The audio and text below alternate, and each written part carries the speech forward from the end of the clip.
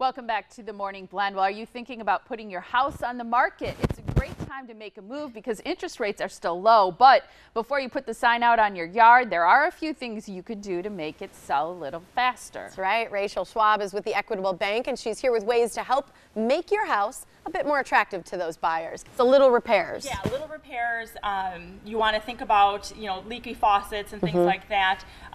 Because if you're not taking care of those little things, the buyers are going to wonder if you're taking care of big things like a furnace and, roofing and things like that. Okay. Yeah, some of those bigger jobs. Fresh paint is a really inexpensive way to make, I think, a fairly dramatic change, right? Oh, absolutely, absolutely. You want to make sure that you have got fresh paint so your walls aren't all nicked up and dirty and things like that. But also, if you have some fun but maybe a little out there colors, you've got a chartreuse bathroom or an orange kitchen, you definitely want to think about repainting so that you are having it look fresh. It can brighten up a bathroom. It can do the same thing with the kitchen because it can really be a turnoff too. If you have a paint or a lot of, in my case, fingerprints on the wall and stuff like that. Well, and I think too, even when my mom bought her house, I remember going in and thinking, wow, all that's done. And the paint looked so great. And it was one of the reasons that she decided that she could, that place was a really good one for her to move into, because at her age, getting some of that stuff done, it just wasn't as feasible. So it was easier to say, I could live in this space. It's ready to buy it just because of paint. Yeah, well, and if you have neutral colors, it helps people be able to picture their stuff in the house. Yeah. So like taupes, light tans, off-whites or things like that. Yep. Yeah. Upgrading your countertops. I would think this is one of those things that's tough to do as someone who's selling, because you think, well, I should have just done this while I lived there. Why should I do this for someone else? To enjoy that. Yeah. Right. You would be surprised, though, that it is a huge selling point. I Really? think people will overlook other things if people have solid surface counters. So kitchen and bathroom? Kitchen and bathroom. Kitchen is the big one, but both kitchen and bathroom. So, we're talking not just granite, but quartz and Corian and just a solid surface. They are a huge selling point. So you don't have to go top of the line. You're not going to get to enjoy them. Yeah. So, you want it to be nice, certainly, but it doesn't have to be, spend all your money. Very affordable granite these days. There's a way to really put in true granite and for it to, there's some really expensive stuff out there too, but you don't have to spend a fortune anymore. The other thing is worn out flooring. And I think about, especially in my heavy traffic areas, my dining room, my living room, it's just like I have hardwoods just scratched in so many areas. Yeah, if you have hardwood, definitely get that buffed, and coated again.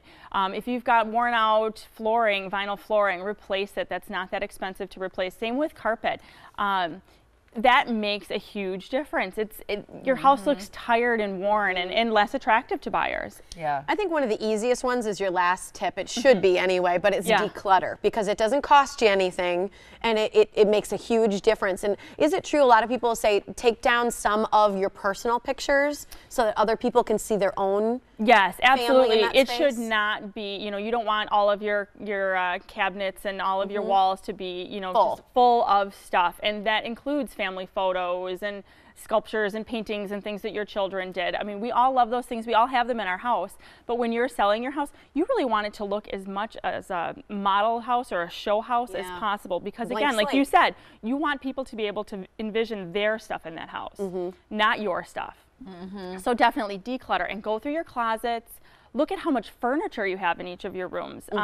You'd be surprised at how much you start to think like, well, I just walk around that piece of furniture. Well, yeah, but that's not a good way to have that. So get rid of that piece of furniture, store it if you're going to keep it, or maybe donate it if you're not going to, or find a family member who wants it. Yeah.